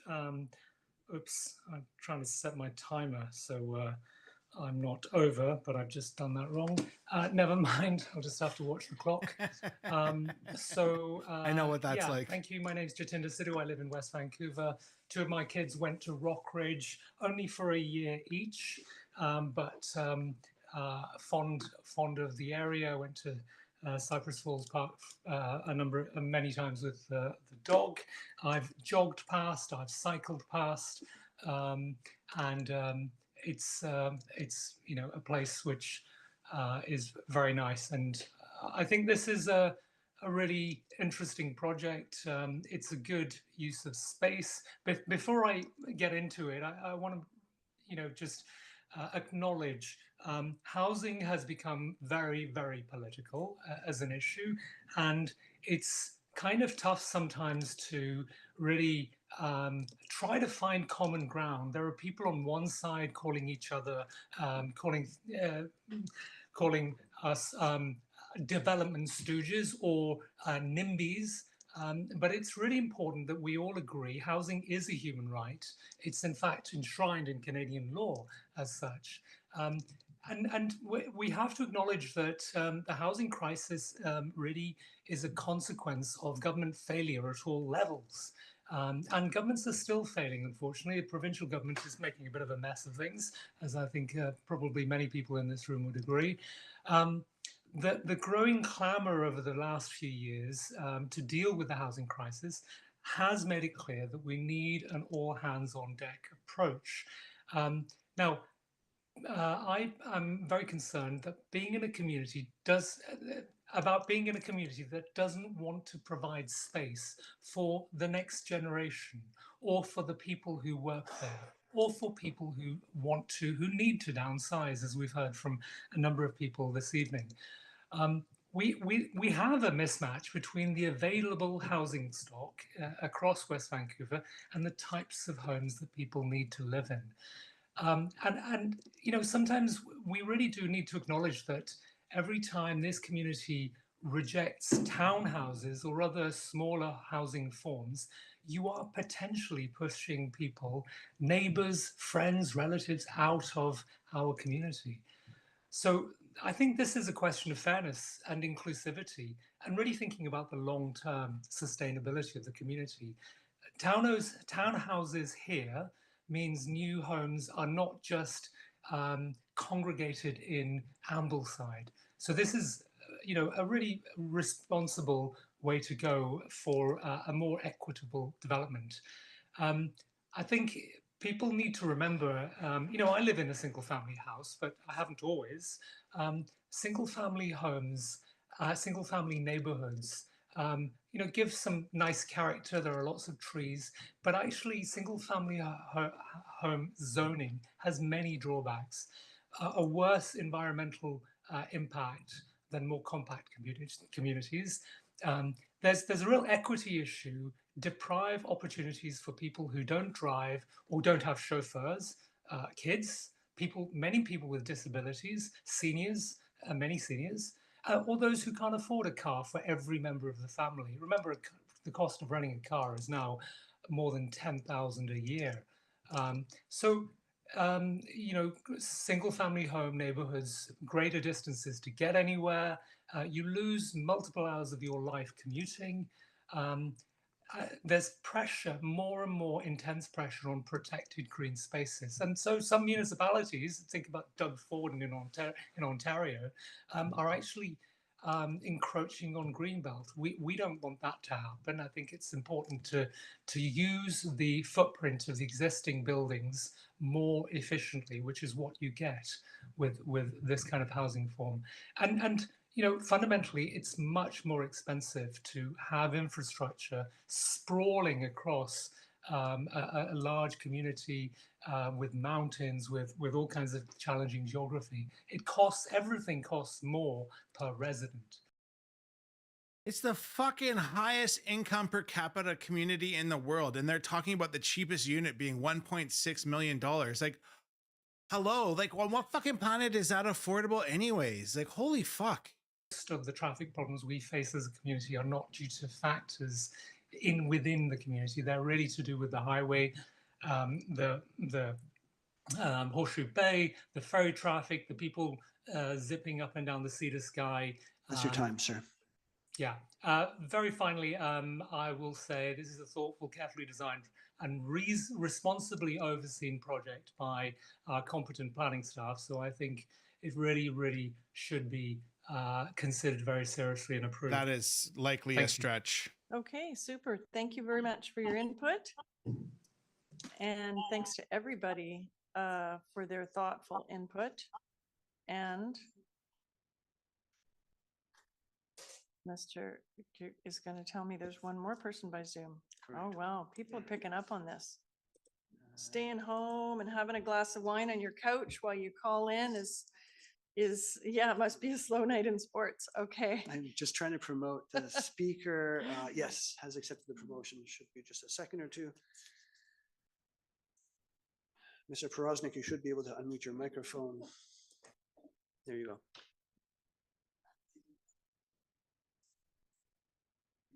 Please proceed. Hello, we cannot hear you. I see that it looks like your microphone is off, but we can see you.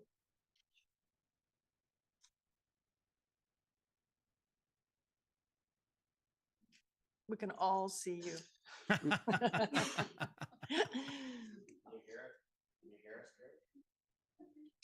I'm not sure if you can hear us, Mr. Porosnik, but we can hear you. You've got 5 minutes to address council. You're on mute. Your microphone is not on. But at least we can see how to spell the name.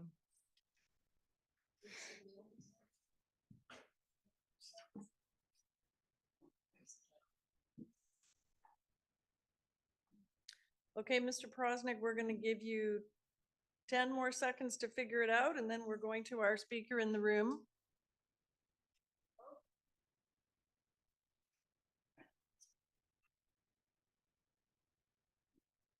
Dude, unmute your microphone. Okay, staff are going to try to work with you on the side on this and possibly bring you back. But we're going to entertain. And I apologize, Madam Chair. Maybe we can make 3 calls for last speakers online as well after this next speaker, because we did have someone that called in again. Is requesting a second speaking opportunity, Simon Paisley. Okay. The applicant has a few more words. Oh. Thank you, Acting Mayor, councilors. Need to turn on that microphone. Yeah. That would be on. Yeah. Thanks. I will not try to repeat anything that we've already heard. Hold on, Mr. Paisley. Just pause for a minute. We've got another speaker. Just a couple What of a personal shit show. comments. I know that these evenings are long, and to your point earlier on, they encourage debate. And it's through these type of debates that we get to, as developers, hear feedback from local residents to help us make better communities. And that's the whole idea, which I think, and so sometimes the comments are not easy to hear, or sometimes maybe not factual, they're still well taken from our side to be able to reflect better developments. And with that, I just want to say a couple of things. There's been a couple of the consultant reports that we provided to staff, which I'm sure councilors will have a chance to read. I'm not going to go verbatim to read them, but I'm sure through your process of your due diligence, you'll read those, including the traffic impact assessment. I think it's telling in what it is, and some of the facts that or discussion that have been had here today are not reflective of the actual report. So I would encourage you to look at those if you can. There's been a couple of comments made about how this development may be towering and that 70% of it is actually a street level. That's not correct. And again, I will encourage you to look at the plans and understand how the streetscape works. And I think Dwayne. All right, let's come back to this in a second here, folks. What they feel they could fit onto the site in terms of parking need, numbers of units, and so on. So the number was given in the 100 to 180. That's a big range, and it was described as in the order of. And when we spoke with BC Housing, their goal was really to try to maximize the potential utility of the site, to try to achieve affordability objectives that council identified as similar objectives. And again, the application is well below the density that council permitted at the time in 2023. Well, not according to all of the reports that were presented to council, because the unit number was between 100 and 180, and we're looking at 188. I think this process is flawed. And you warn at the beginning of this meeting, Mayor Little, with respect, that we cannot reject a development permit unless we have good reasons. But we haven't seen the reasons for any of this until tonight, because at the public hearing, in the staff report, they advised there were no detailed drawings or details of any part of this application, because we were simply pre-zoning the site. And then now we are faced and put into a corner in regards to making a decision. And the information was not available except for some pictures that were clipped to the report at the public hearing. And now we are dealing with the issues of access, parking, and the site access of an underground parking lot, which is at a blind hill, and the access into the turnaround at the top of the hill, which is at a blind crest. So how can council make a reasonable decision when at the public hearing we had no details? Be clear, Councillor. Every single project that is compliant with the zoning would have this same standard and approach to it. I understand that it is a new building, but if it complies with the zoning, then you don't have that additional discussion about changes and variances to the zoning and the types of uses on the space. So just to be clear, Mr. Bilburn is quite correct that they could have proposed up to 1.75 FSR, and we still would not be able to refuse it on density grounds, because that's what's permitted under the zoning today. But Mayor Little, tomorrow night, we're going to hear an application from Polygon at a public hearing, and all of the drawings are included in the public hearing. Both as rezoning and an OCP amendment on that project. It doesn't matter, Mayor Little. Legally, it does. Okay, my point is that the community and council is faced with making a decision with zero details. I went to the public meeting. I was standing and speaking to the project team. I spoke to the architects who said this project is challenging. The only way we could fit in these two access points for vehicular traffic into the underground and to the top of the crest is because the site is sloped on three sides, and it's very dense to try to fit this many units into this 6-story building. So, you know, we weren't given the details of how this property was going to operate at the public hearing because there were none. And now we are facing these challenges. We have no transportation plan in this area. We have added student housing at Cap U, the Darwin project on Monashee. We have added an artificial turf field in Inter River. We have closed an access point because of the Mountain Highway interchange. And all we're doing is adding increased density and removing transportation opportunities. I have asked multiple times in multiple discussions over the years to determine a transportation design for that area, and nothing comes forward ever. Nothing has come forward. We have closed an access point, and there's been no studies, no information in regards to how one area is able to access their homes one way. with now 2 blind corners to access 188 units and parking that is insufficient. That area in Inter River, every street is filled with cars, every street. All the townhouses above this property, they are parked on the side streets because all their kids live at home and they all have cars. 5 times between 2001 and 2017. Since 2017, they've been flat.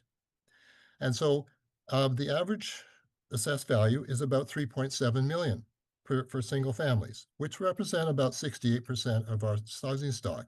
And then we have a bunch of apartments, and there virtually has no townhouse development in West Vancouver. I used to have a housing practice and an analytical practice, and the guru on that would say there was no townhouses in West Vancouver. Now, affordable housing for me, for starter homes, is about $1.3 million. You can buy $1.3 million townhouse everywhere in Vancouver except here. And that's because West Vancouver has grown only 1/6 of the average of metro municipalities in the last 50 years. 50. 1/6. Now, West Vancouver gets most of its development, the extra fees, from development. When it's only developing 16% of the average in all of Vancouver, that means it's not getting 85%. And that's why we have one of the highest property taxes in Greater Vancouver. And it's not only because we don't do development, we have a tough terrain, but we've given up huge development fees. Very So tough. West Vancouver really is behind the 8 ball. And the taxes are going to go up dramatically in the future if we don't start getting extra revenue. Now, one thing that hasn't been talked about is that if we take 37 townhouses and multiply by that, my calculation of the developers $1,250 per square foot, it runs out to about $1,750,000 average. If you take 37 times $1,37, you're going to be about, I don't know, $60 million or thereabouts. The assessed value of those 3 properties is about, what, $6 million? So you're going to get 10 times the taxes from those properties. So that's where the revenue for the municipality comes from.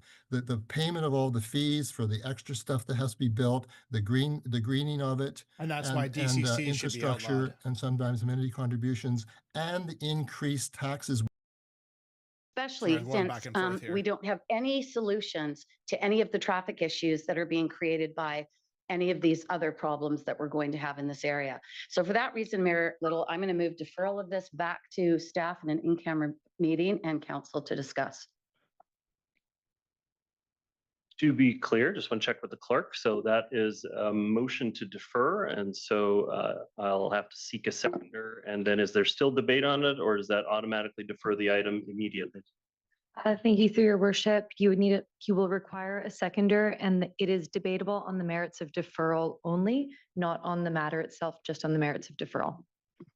Okay, Councillor Ma, you're seconding the motion. Okay, so council, we now have a debate on deferral of the matter, which would be, I think if Councillor Muri's intent is followed, that it would be referred back to a workshop of council, or sorry, a meeting with council in camera, as Mr. Milburn had identified, because it would have to do with our partial ownership of the site. Is that correct, Mr. Milburn? That's correct, Your Worship. Both partial ownership as well as partnership agreement with the province of British Columbia, BC Housing. On deferral, council, you moved it, Councillor Muri. Do you have discussion on deferral? So I think that there is a reasonable expectation that the community is going to have not experience any further negative impact to how they circulate in that community. This is about form and character, absolutely. And it is because of the density that sits within these 2 buildings. According to the project team that was at the public meeting at the Holiday Inn, they expressed that it was a difficult site because of the slopes, and there was only 2 ways that they were going to be able to deal with this access. I think council needs to understand the impacts of that access. I think council needs to understand that there is currently 0 availability on the street. If you go down to the Holiday Inn in Inter River at 4 or 5 in the afternoon, every single road in that area is filled with cars. There is no, and Lillooet Road has no parking on either side except the north side on the west side, and that is usually taken up mainly by Cap University students. In fact, even our own district park at Inter River is used by Cap University students to park, to avoid parking, paid parking in Inter River or at the university. So we have a huge issue in regards to circulation, and you know, I support the concept of social housing, but I don't support it when it's going to be negatively impacting an area with no solutions in regards to engineering, traffic, anything other than to extend a left-hand turn lane. And we put some delineators in so people that are getting stuck in bridge traffic don't do U-turns at the intersections, because they've been doing that for years. This is a raised slope with a significant downhill grade towards the Holiday Inn. And it's a curve and it's fast. And you cannot see, you are blind when you are coming out of Old Lillooet Road, and you cannot see the traffic coming up from the Holiday Inn. So I just think that this is not appropriate. This density is not appropriate. And I think council should have been given the opportunity to understand the impacts of this development prior to the decision on the zoning and prior to the decision of bringing it forward to a development permit, where we are being, you know, we're put into this corner where we have to have very good reasons, but we had no reasons to even consider from the public hearing until Tuesday of last week, which I think is absolutely unacceptable, and it's an unacceptable public process. Councillor Ma?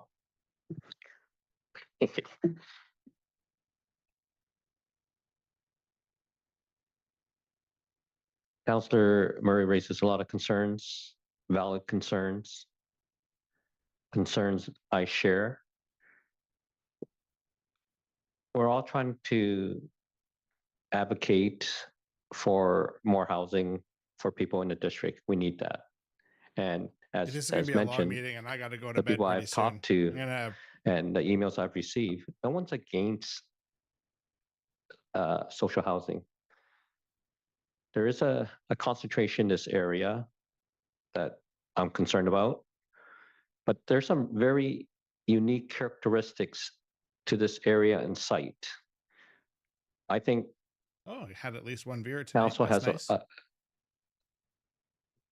a bigger vision for this area, but I'm not sure if it's captured in applying the guidelines that we have to this one site.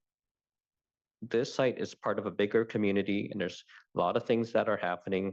And I want to make sure that we give those consideration fair value. And, you know, do we need more parking? Yeah, 188, okay, that seems to be a lot, but I think it's manageable. But the biggest challenge for me is if we don't provide enough parking for the residents there, it's going to spill out on the street, and it's going to cause a lot more challenges that I'm not sure there's a solution at that point. And Mayor Little, I remember you saying this before when we've had other projects come forward, if I remember correctly, that if we don't build it when the building goes up, you won't have it later. And you know, we won't have that flexibility in the future, like for storage space or for EV charging. Like, we have to think further ahead. Well, I am going to I fully wrap up recognize that the tonight's stream staff. at this point in time. I'm an early riser, so I'm an early go to bedder. Anyways, it's always interesting and fascinating to hear, you know, people's opinions and takes on things. And so it's been a interesting series of meetings tonight. Let's see what Mayor Little have to say. One sec. That the majority of the council that voted for the project did so in error or misunderstanding what was on the table at the time. Because none of the issues that have been brought forward have a bearing on the issuance of a development permit.